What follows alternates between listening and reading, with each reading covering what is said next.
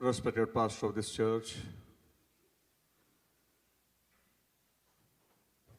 all the beloved ones, the family members, the friends, and the members of the church, we are gathered here today to celebrate the life of Mr. James Varghese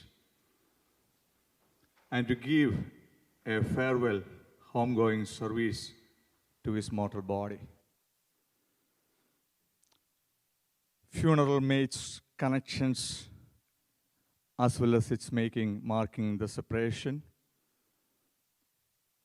The families, the friends, the church, they come together on this platform to celebrate this at the same time. They link the living to the departed one. Because of the COVID situation, many were not able to attend this service, yet we feel and experience the presence of God in this place. There is a saying that nothing is certain in our life except the death and the taxes. But the smartest people, they have found the easiest ways how to deal with their taxes. But any smart person cannot deal with the death because, as we heard, death has been appointed by God. And we are not searching for the death, but death will find us. As we all come from India, we have our national leader, father, his name is Mahatma Gandhi. He has said once, live like as if you were to die tomorrow, and learn like as if you are going to live forever. All the worldly stories ends with death. But for the children of God, it is a promotion. It's not the end. That is why whenever whoever dies in Christ, we used to say that person has been promoted to glory. It's a promotion. It's a celebration. Elizabeth Kubler, a Swiss American psychiatrist, once said that I have set my children to release the balloons into the sky at my death, because she said it's a graduation. According to her, birth is an entry into a program, whereas death is its graduation. So the terms that the children of God use to refer the death of those who die in Christ, it's a promotion, it's a graduation, it's a celebration. That is the reason, like worldly people, we don't mourn at the death, although we have sorrows and the troubles. As I mentioned yesterday, James Chan has already told Ammukutti Mama that at the time of my death, you shouldn't cry, the children shouldn't cry, but he made an advice to them that everyone should prepare yourself to reach that heavenly abode and see him in person. The greatest personality in the New Testament, the great servant of God, Apostle Paul, he refers about his death even prior to his death. It's a very common passage that we use. I have fought a good fight, completed my race, kept my faith. So in regards to his earthly life, that he said, I fought a good fight, completed my race. In regards to his imminent death, he said, my departure is at hand. With regard to the eternity, he said, the crown is awaiting for me. In the same way, James Chan was very sure about his heavenly call was nearing, and he prepared for that. The very Greek term used for departure is apasis. It means that it's a nautical term with a meaning, cut the rope of a ship from its dock. During those times, there were people, those who come to the harbor to see of the people, those who travel by the ship. So they cut the rope and sends the ship. And on the other harbor, there are people waiting to receive these people. That is the meaning of departure. It's a journey. So it means that from the heavenly dock, so from the earthly dock, he has made a departure to the heavenly abode. And he has been welcomed by the angels already. He is in the arms of his beloved Jesus.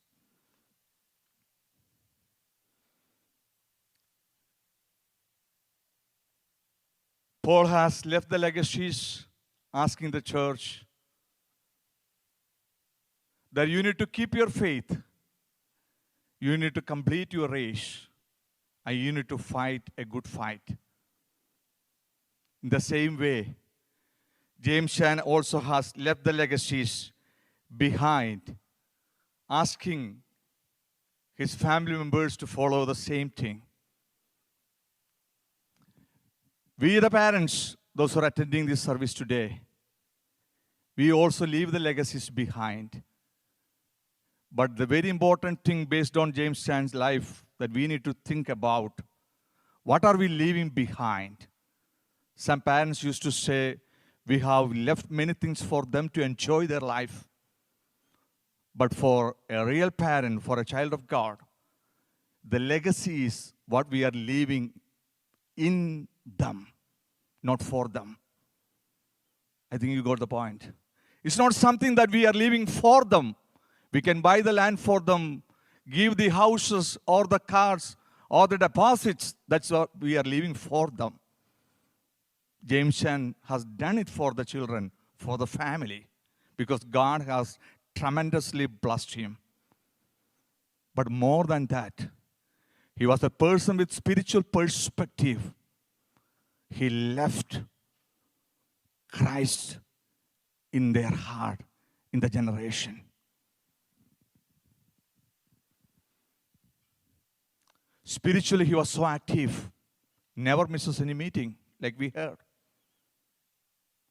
Even when he had the physical battling with the dialysis and all, many times I have traveled with him. It's God's mercy that he is ready every time to help the church, to help the family members, to help the new immigrants especially.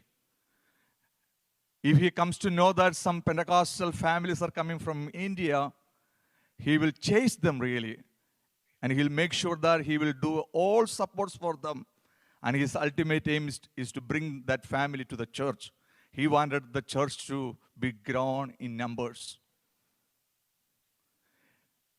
He has a Forerunner with 7-seater. He used to remove the seats, come to the airport. When we came also, he filled his car with all the baggages. And he was ready morning, afternoon, night, or any time. We were blessed to stay with James Chan and Amukkute Mama for a while. And I saw him. He was so active, more than a youth. Such a blessed person in Christ. He loved Amukkute Mama very much. I still do not know the chemistry behind. I have many times been amazed by their love. They go to the shopping together. When the flyer comes, they sit together and they will decide which one they should buy, in which shop the price is less. They travel everywhere together. I'm an eyewitness, that's what I'm telling. Thursdays and the Fridays, they go in the morning, buy everything that's needed, not only for them, but for the people, those who are in need. And he used to deliver them.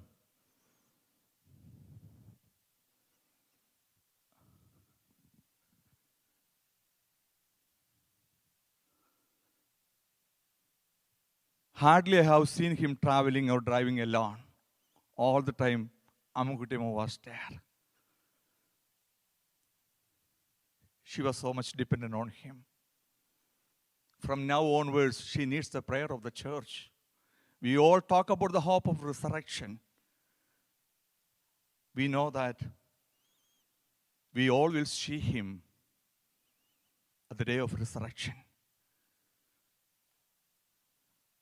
The church can do this. We can come together, as Pastor said. We can multiply the joy.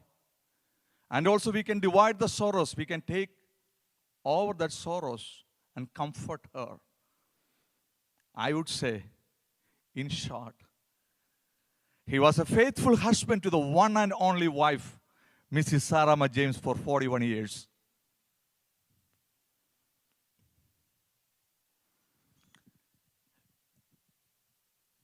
A very blessed father to 3 children, Jerin, Jean, and Jason. And an amazing father-in-law to another 3, Vinita, Jimmy, and Reshma. And a wonderful grandpa to 6 half dozen of grandchildren. Yes, he was blessed with half dozen grandchildren. Let me try to say their names also. Isaac, Esther, Elijah, Josiah, Julia, and Eva. I think I am correct. What else that he should have experienced more other than his family, children, church? And this is a time we have to take at least 30 seconds of praise break. And we have to give a big clap offering unto the name of Lord for the life of Brother James Warris. Can I ask you to give a mighty clap offering?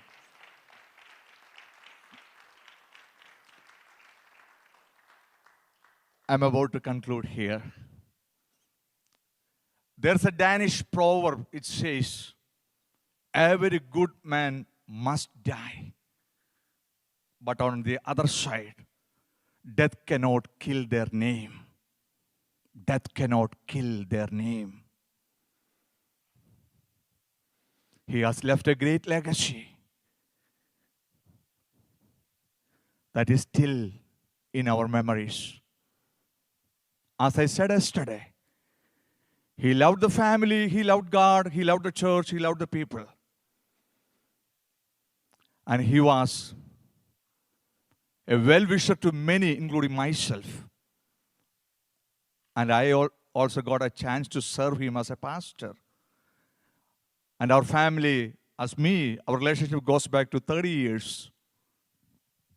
In all my memories, I could say he was such a wonderful person. And I ask this time, if you don't mind, to stand upon your feet for at least a minute, because he deserves, although he is with Christ, he deserves a standing ovation.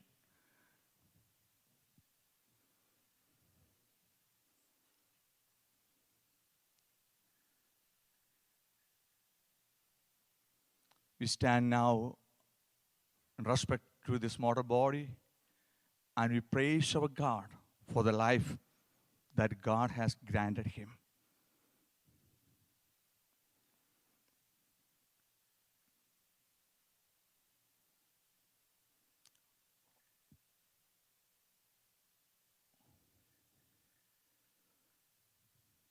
We all have a hope.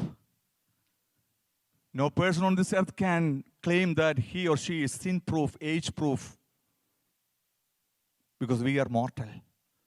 But a time is going to come, as Apostle Paul says, the blink of an eye, for the sound of the trumpet is known.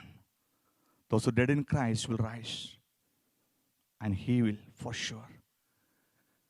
And those who live that time will be transformed, and we all will have a joyful occasion. That time, we will be able to see him.